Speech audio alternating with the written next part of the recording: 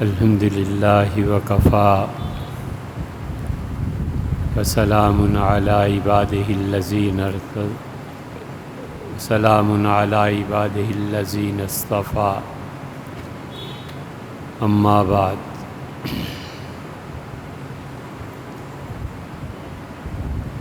اللہ تعالی نے کچھ ایسے لوگوں کو چنا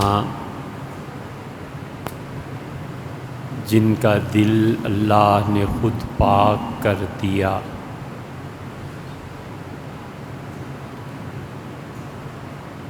اور اللہ تعالی نے ان کو ان کی لغزشوں پہ معاف بھی فرمایا، اور جو انسانی زندگی میں گناہ ہوتے تھے ان سے وہ سرزد ہوئے، لیکن اس کے باوجود اللہ نے درگزر کیا۔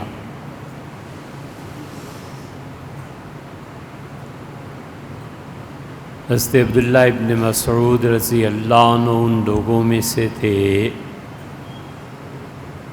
اور انہوں نے اپنے دوستوں کے بارے میں بہت عمدہ جملے ارشاد فرمائے۔ انہوں نے آنے والی نسل کو یہ بتایا کہ جو ہمارے رفقا تھے، دوست تھے، وہ کیسے تھے، اور انہوں نے فرمایا کہ جن لوگوں میں میں نے زندگی گزاری ہے اختارہم اللہ لصحبت نبیہ، اللہ تعالی نے انہیں چن لیا تھا کہ وہ رسول اللہ صلی اللہ علیہ وسلم کی مجلس میں بیٹھیں گے۔ اور عبداللہ ابن مسعود رضی اللہ عنہ کا خاص وصف یہ ہے کہ وہ بات بات پر استناد کرتے تھے، سند لاتے تھے، حوالہ دیتے تھے رسول اللہ صلی اللہ علیہ وسلم کا۔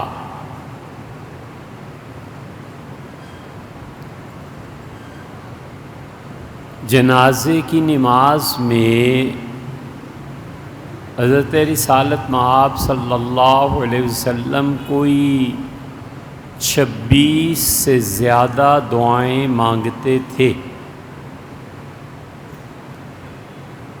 اور ہمارا نہیں خیال کہ اس وقت پورے ملک میں کسی ایک آدمی کو بھی وہ 26 دعائیں آتی ہیں، اور ایک دعا جو ابن مسعود رضی اللہ عنہ مانگتے تھے کوئی نہیں مانگتا تھا۔ سیدنا عمر رضی اللہ عنہ جو دعائیں میت کے لیے مانگتے تھے بہت زبردست جملے، لیکن ابن مسعود رضی اللہ عنہ کا جملہ سب سے بڑھیا، سب سے افضل تھا کہ وہ چوتھی تکبیر سے پہلے کہتے تھے کہ اللہم الحقہ بنبیہ، اللہ اس کی روح کو اسے حضور صلی اللہ علیہ وسلم کی خدمت میں پیش کر۔ ظاہر ہے کہ وہاں وہی پیش ہوگا جو پاک، صاف، نتھرا، دھلا دھلایا ہو۔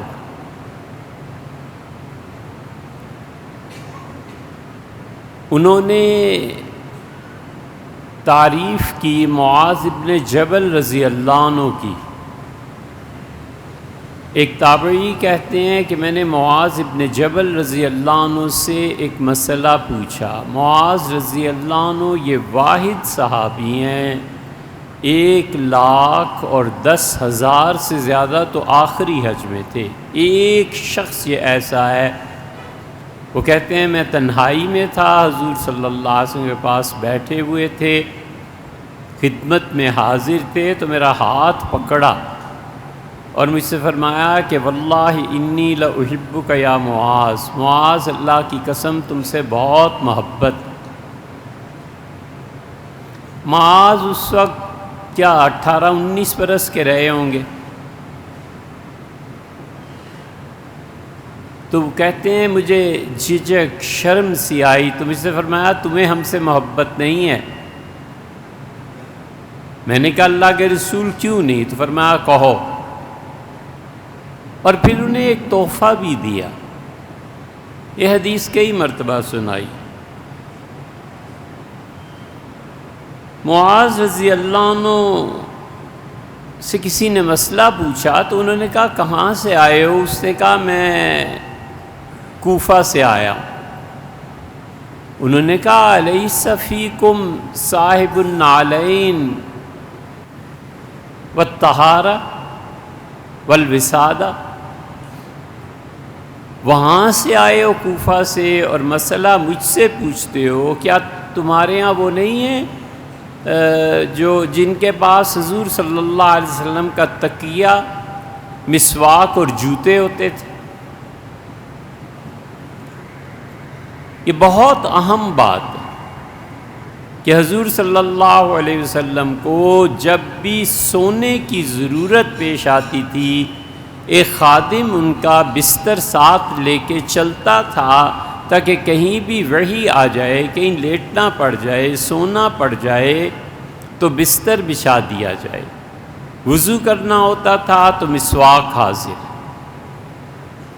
اور تکیہ ٹیک لگانی ہوتی تھی، بیٹھنا ہوتا تھا کئی جگہ، تو یہ تو وہی خادم کر سکتا ہے جو 24 گھنٹے خیال رکھے۔ اور یہ تھے عبداللہ ابن مسعود۔ تو انہوں نے کہا تم میں وہ نہیں ہے رضی اللہ عنہ، ان سے پوچھو، وہ رہے ہیں رسول اللہ صلی اللہ علیہ وسلم کے ساتھ۔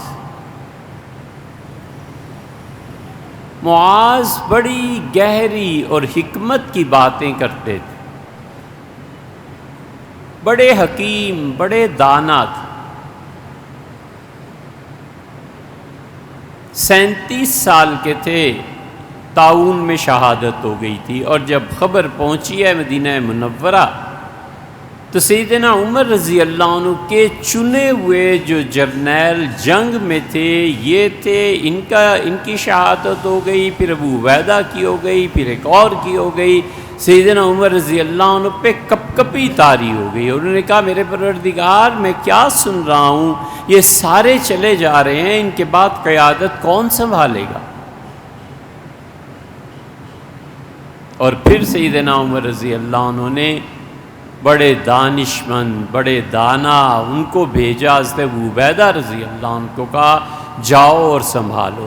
انہوں نے جاتے ہی طاعون میں سب سے پہلا حکم دیا کہ جنگ روک دی، اور انہوں نے کہا پہاڑوں میں پھیل جاؤ، اور خبردار کوئی آدمی اپنا خیمہ دوسرے کے قریب لگائے۔ بالکل متفرق اور منتشر کر دیا، اور کہا بس اب اللہ روکے گا اس طاعون کو، اور رک گیا۔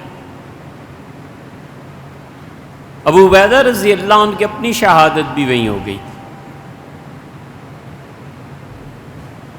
بڑے دانا آدمی تھے، وہ جب بھی بیٹھتے تھے لوگوں کے سامنے تو عام طور پہ اللہ کے 2 نام لیتے تھے، کہتے تھے اللہ حکم قسط۔ یہ جیسے آپ لکھتے ہیں نا حکم، عدالت نے حکم دیا، فلاں نے حکم دیا، ایسے ہی لکھتے ہیں، لیکن اسے پڑھتے ہیں حکمن۔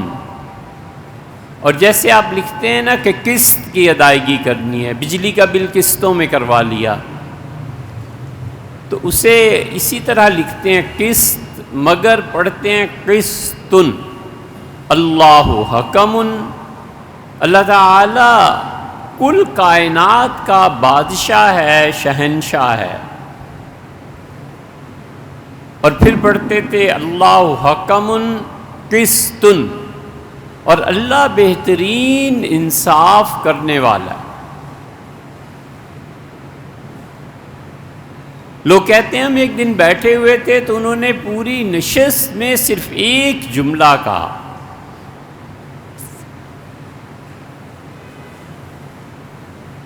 صبر نہیں رہا۔ ہم بہت چھوٹے تھے تو والد ہمیں ایک بزرگ کی مجلس میں لے جاتے تھے، نہ پنکھا ہے نہ کوئی اور چیز ہے، مسجد میں بیٹھے ہیں، ان کے پاس 2-3 آدمی ہوا کرتے تھے، لوگ کوئی نہیں آتا تھا اور نہ وہ آنے دیتے تھے۔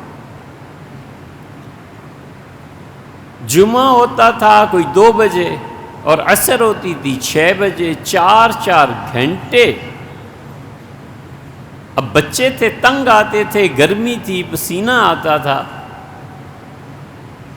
4 گھنٹے والد بیٹھے رہتے تھے، مجھے بٹھائے رہتے، جانے کی کوئی صورت نہیں ہوتی تھی۔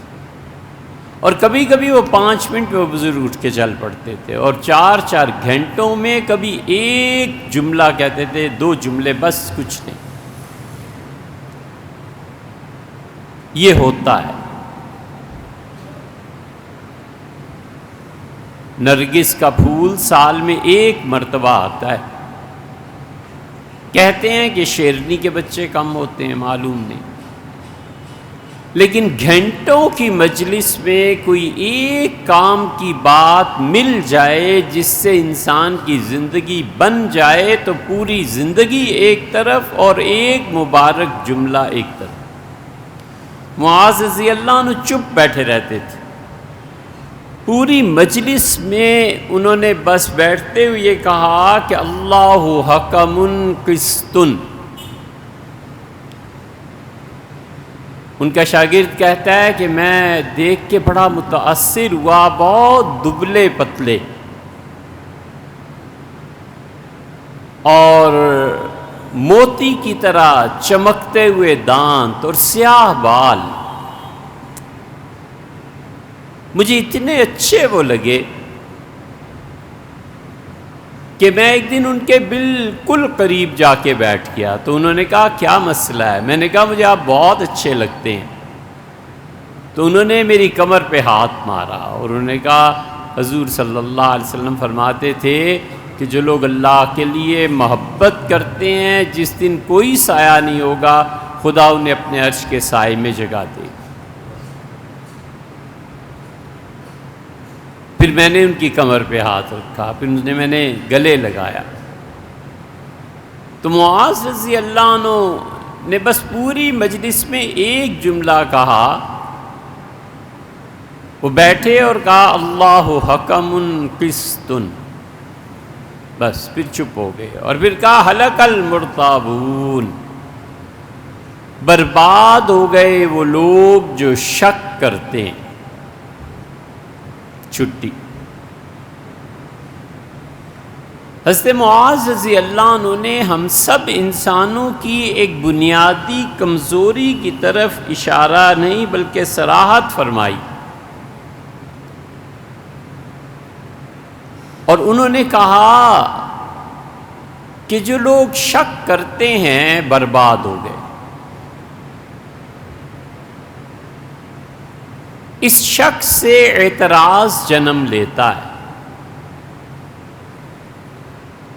اور جتنے لوگوں میں نفسیاتی طور پر یہ بیماری ہوتی ہے کہ ہر بات پر اعتراض کرنا، ہر بات پر اعتراض کرنا، وہ دنیا تو برباد کرتے ہی ہیں، عاقبت بھی برباد کر بیٹھتے ہیں۔ اس لیے انسان کو چاہیے کہ کسی چیز پر اعتراض نہ کرے،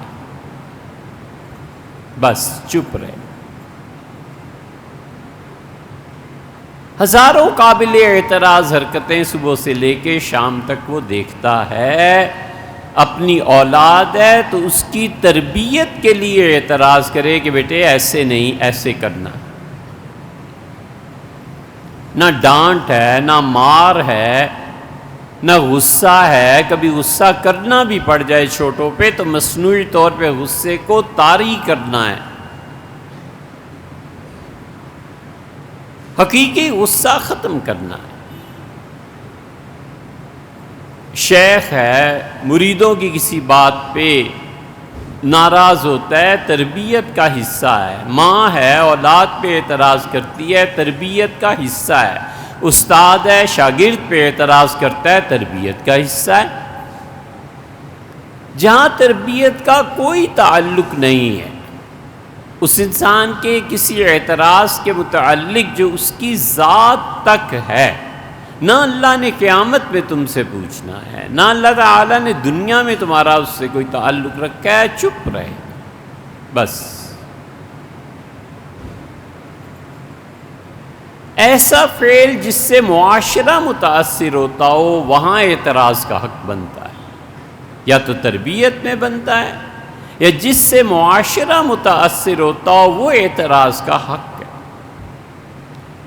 غلط پارکنگ کر رہا ہے، کوئی آگے کہتا ہے صاحب ایسے پارکنگ نہ کریں، اس سے ٹریفک رک جائے گی، کوئی کہتا ہے کہ یہ جو آپ کوئی چیز اس سے یہ نقصان معاشرے کو پہنچے گا، بالکل ٹھیک ہے، سمجھانا ہے۔ ایک ہے خام خواہ کے اعتراضات نہ کرے۔ عین ممکن ہے کہ وہ آدمی جو کچھ کر رہا ہے اس کے پاس اللہ کے سامنے پیش کرنے کو عذر موجود ہو اور اس کے پاس نہ ہو، اور اعتراض پہ صبر کرنا بہت بڑے نیکی کے کاموں میں سے۔ قصہ ہے، حقیقت نہیں ہے۔ بہت سی چیزیں ایسی ہیں جن کو یہ کہہ کر بیان کرتے ہیں کہ بھیا یہ قصہ ہے، کہیں اصل نہ سمجھ لینا۔ بالکل سر سید احمد خان کے برعکس، وہ حقائق کو قصے بناتے ہیں۔ وہ کہتے ہیں یہ آدم اور حوا کا جو تم پڑھتے ہو نا قرآن میں بار بار، یہ ایک ڈرامہ تھا، حقیقت میں کچھ نہیں تھا۔ ابراہیم علیہ السلام نے 4 پرندے لیے اور یہ کیا، اور یہ سب ڈرامے ہیں۔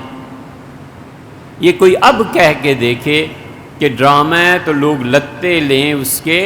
وہ اس وقت کہتے تھے جب مسلمان بہت زیادہ مذہبی تھے، تو جو وہ تحریر پڑھتے تھے نا کہ یا اللہ یہ تمثیل، اصل لفظ سر سید نے تمثیل کا استعمال کیا ہے، تمثیل ڈرامے کو ہی کہتے ہیں۔ تو وہ کہتے تھے یا اللہ کدھر جائیں، یہ رہنما کیسا ہے؟ قرآن کے حقائق کو کہتا ہے ڈرامہ تھا۔ مثنوی میں مولانا روم نے قصہ لکھا ہے کہ دروازہ کھٹکھٹایا، ایک نے خاتون نے پوچھا کون؟ اس نے کہا حضرت سے ملنے کا۔ کون تمہارے حضرت؟ کیا نام ہے ان کا؟ کھانا تو وہ پورا نہیں کرتا، جب دیکھو جنگلوں میں پھرتا رہتا ہے، جب دیکھو نمازیں روزے اسے کوئی۔ خوب اس نے سنائی، بیچارہ بڑا مایوس ہوا، پریشان ہوا۔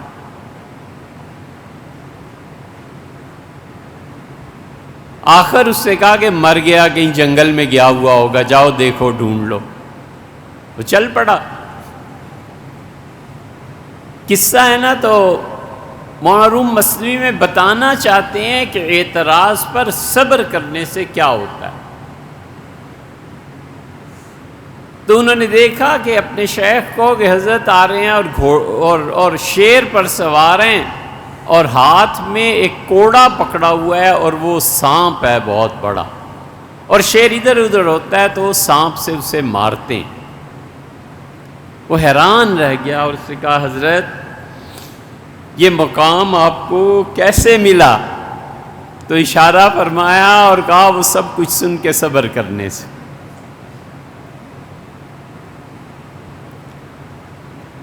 تو مولانا روم نے مثنوی میں قصے سے سمجھایا ہے کہ اعتراض نہ کرے۔ یہ جتنے صحابہ رضی اللہ عنہم تھے نا، ان میں ایک وصف تھا کہ حضور صلی اللہ علیہ وسلم کی خدمت میں جب حاضر ہوئے تو ان کے دل پاک تھے اعتراض، کوئی اعتراض نہیں، کچھ نہیں۔ اللہ کے رسول نے یہ کام کیا ہے، بالکل ٹھیک کیا ہے، یہ کام کیا ہے، بالکل ٹھیک کیا ہے۔ رسول اللہ صلی اللہ علیہ وسلم کی زندگی میں چھلنیاں لگتی تھیں۔ کچھ لوگوں نے معراج کا واقعہ سنا اور وہ ہٹ گئے، اس لیے کہ شک اور اعتراض پیدا ہوا کہ ایک آدمی جیتے جاگتے آسمانوں پہ کیسے چلا گیا۔ پھر ہجرت ہوئی تو چھلنی لگ گئی، پھر بدر ہوئی تو چھلنی لگ گئی، پھر احد ہوئی تو منافق کئی 100-300 سے زیادہ الگ ہو گئے، یہ کہہ کے کہ ہم نے تو کہا تھا شہر کے اندر جنگ لڑیں اور یہ شہر سے باہر نکل پڑے ہیں، انہیں لڑنا ہی نہیں آتا، یہ اعتراض تھا اور وہ نقصان سب کچھ۔ لیکن جو اللہ کے بندے تھے، رسول اللہ صلی اللہ علیہ وسلم کا ساتھ دینے والے، انہوں نے کہا بس حضور صلی اللہ علیہ وسلم فرما دیا ہے، کوئی شک نہیں، کوئی اعتراض نہیں، بالکل ٹھیک کیا جو فرمایا۔ حضرت ابوبکر رضی اللہ عنہ کا سب سے بڑا امتحان زندگی کا، جب ان کی بیٹی پر تہمت لگی ہے اور رسول اللہ صلی اللہ علیہ وسلم تشریف فرمائیں اور ابوبکر رضی اللہ عنہ سے پورے حدیث کے ذخیرے میں چند ایک جملے آئے ہیں۔ ام المومنین رضی اللہ عنہ بار بار فرماتی ہیں کہ آپ جواب دیں، عجیب انی میری طرف سے والد آپ جواب دیں نا، آپ کہیں رسول اللہ صلی اللہ علیہ وسلم سے۔ حتیٰ کہ ابوبکر رضی اللہ عنہ نے فرمایا عائشہ تم نہیں جانتی انہ رسول اللہ، وہ اللہ کے رسول ہیں۔ ابوبکر کیسے کچھ کہہ سکتا ہے؟ یہ ان کے صبر کا امتحان تھا، ان کی صداقت کا امتحان تھا۔ ایسے ہی تو نہیں وہ افضل البشر بعد الانبیاء ہو گئے کہ انبیاء علیہ السلام کے بعد سب سے بڑا مقام ان کا تھا۔ ہمارا اور اہل تشیع کا جو عقیدے کا فرق ہے وہ یہاں آ کے صاف ہوتا ہے۔ ہم کہتے ہیں کہ انبیاء علیہ السلام جیسا کوئی نہیں، اور ان کے بعد سب سے افضل حضرت ابوبکر رضی اللہ عنہ تھے۔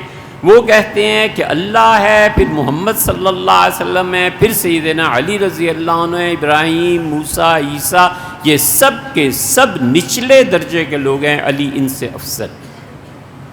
یہ عقیدہ ہے۔ اثنا عشری حضرات کا، اسی پہ شاہ عبدالعزیز صاحب رحمۃ اللہ علیہ نے تحفہ اثنا عشریہ میں لکھا ہے بہت زیادہ۔ یہ ہمارا عقائد کا فرق۔ سیدنا ابوبکر رضی اللہ عنہ گزر گئے اس مقام سے، ایسے ہی تو نہیں حضور صلی اللہ علیہ وسلم نے ان کی تعریف میں آخری جملہ دنیا میں جانے سے پہلے فرمایا امن الناس، کائنات میں سب سے زیادہ احسان کرنے والی ہستی کوئی ہے تو یہ ابوبکر۔ تو اللہ نے چن لیا ان لوگوں کو کہ کوئی اعتراض نہیں۔ آدمی آ کے کہتا ہے کہ ابوبکر کوئی راتوں رات ایسے جا سکتا ہے، انہیں کھٹکا ہوا، اور ان کا کون کہتا ہے؟ اس نے کہا بتائیں، ان کا نہیں جا سکتا، ان کا کون کہتا ہے؟ ان کا حضور صلی اللہ علیہ وسلم، وہ کہتے ہیں تو سچ کہتے ہیں، بس یہ ایمان ہے جو کامل ہے۔ اسی لیے اللہ تعالیٰ فرماتے ہیں اذ جاء ربہ بقلب سلیم، اور ابراہیم اپنے پروردگار کے پاس آیا نروگا دل لے کے۔ نروگا جس میں روگ نہ ہو، روگ والا دل، حسد کی بیماری، اعتراضات کی بیماری، اس کی بیماری، اس کی بیماری۔ بچوں نے کپڑے پہنے ہیں، حدود کے مطابق ہیں، خام خواہ کا اعتراض۔ ٹھیک ہے بھئی، آپ کو دوسرا کلر پسند ہے، بچوں کو یہ پسند ہے، آزادی دو، کیوں اعتراض کیا جائے؟ ایک آدمی کچھ چیز کھانا چاہتا ہے، کیوں اعتراض کیا جائے؟ ان اعتراضات کا مرض جب لگ جاتا ہے تو پھر وہ اعتراضات شروع کرتا ہے اپنے بڑوں پہ، اور پھر وہ رکتا نہیں ہے، حتیٰ کہ کتاب و سنت پر اعتراض کرنے لگتا ہے۔ اور جب کتاب و سنت پر اعتراضات ہونے لگیں تو پھر دائرہ اور وسیع ہو جاتا ہے، والعیاذ باللہ وہ ایمانیات پہ اعتراض کرتا ہے۔ مثلاً ہمارا ایمان ہے کہ قیامت میں اللہ تعالیٰ کی رؤیت ہوگی، اللہ کو ہم دیکھیں گے، اور جو اعتراضات کی لمبی فہرست ہے اس میں سے ایک یہ کہ اللہ کو کیسے دیکھیں گے؟ اس وقت تو آمنے سامنے ہونا چاہیے، اللہ کو مجسم ہونا چاہیے، والعیاذ باللہ یہ سارے اعتراضات فلاسفہ کے بنیادی طور پر اس لیے کہ رسول اللہ صلی اللہ علیہ وسلم کی احادیث مبارکہ پر اعتراض ہے۔ جتنے لوگ بھی مخلص ہیں یہ وہ خود جانتے ہوں گے، اور حضرت رسالت مآب صلی اللہ علیہ وسلم کی احادیث پر اخلاص سے، ان کی محبت سے عمل کرتے ہیں، قطعاً ان کے بارے میں گمان بھی نہیں کیا جا سکتا کہ یہ لوگ اللہ کے ہاں کوئی معصیت یا گناہ کر رہے ہیں۔ ان کی محبتیں رسول اللہ صلی اللہ علیہ وسلم سے اور ان کا اخلاص ان کا بیڑا بھی پار کرائے گا، اور حضور اقدس صلی اللہ علیہ وسلم کے ساتھ قیامت میں ان کے جھنڈے تلے انہیں جگہ بھی ملے گی، جمع بھی ہوں۔ اسی معاذ رضی اللہ عنہ نے یہ جو کہا نا کہ ہلک المرتابون، برباد ہو گئے اعتراض کرنے والے، ہم سب کو چاہیے کہ اعتراض کرنے سے پہلے سوچ لیں کہ یہ قابل اعتراض بات ہے بھی یا نہیں۔ نہیں ہے، چپ رہے۔ یہ تربیت کا حصہ ہے۔ بچے کسی بات کی ضد کرتے ہیں، پیسے نہیں ہیں، اسباب نہیں ہیں، بجائے تنگ ہونے کے خاموشی، بچوں کو ٹال دینا، کوئی اور صورت اختیار کر لینا۔ چونکہ خواہش جائز ہے اس لیے اعتراض وارد نہیں ہوتے۔ اعتراضات جنم لیتے کس وجہ سے ہیں، یہ کبھی سوچو۔ یہ جو آنکھ ہے نا یہ نہیں دیکھتی، یہ جو کان ہے نا یہ نہیں سنتا۔ اگر کان سنتا ہوتا اور زبان بولتی ہوتی، صرف زبان اور کان ہی کافی ہوتے تو میت بولتی بھی اور میت سنتی بھی۔ اینک نہیں دیکھتی، اسی طرح آنکھ بھی نہیں دیکھتی۔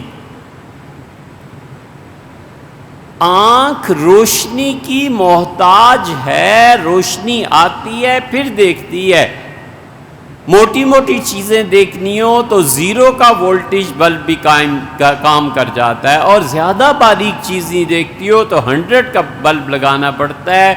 یہ فلسفی اتنا نہ سمجھ پائے اللہ کو کیسے دیکھو گے، یہ کیا۔ اللہ کہتا ہے وَأَشْرَقَتِ الْأَرْضُ بِنُورِ رَبِّهَا، تمہارے پروردگار کے نور سے زمین جگمگا اٹھے گی۔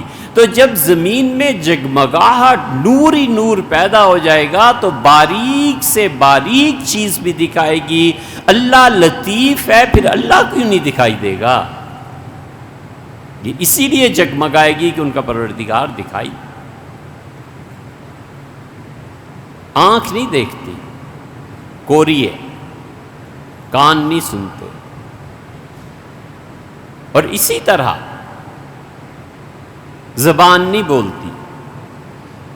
زبان بولتی ہوتی تو مردہ بھی بولتا۔ پیچھے کچھ اور چیز ہے جو سنتی، دیکھتی، بولتی ہے، اور وہ ہے میں۔ اسی کو نفس کہتے ہیں، اسی کو خودی اور اسی کو انا کہتے ہیں۔ پھر اس خودی کی 2 قسمیں ہو جاتی۔ یہ جو میں ہے نا، جو دیکھتی، سنتی، بولتی اور وجود کا احساس دلاتی ہے، یہ ہے اصل۔ یہ اعتراض کرتی ہے کہ میں بڑا ہوں، تم قابل اعتراض ہو۔ جب تک یہ میں نہیں نہ مرتی اس وقت تک یہ اعتراض کی بیماری جاری ہے۔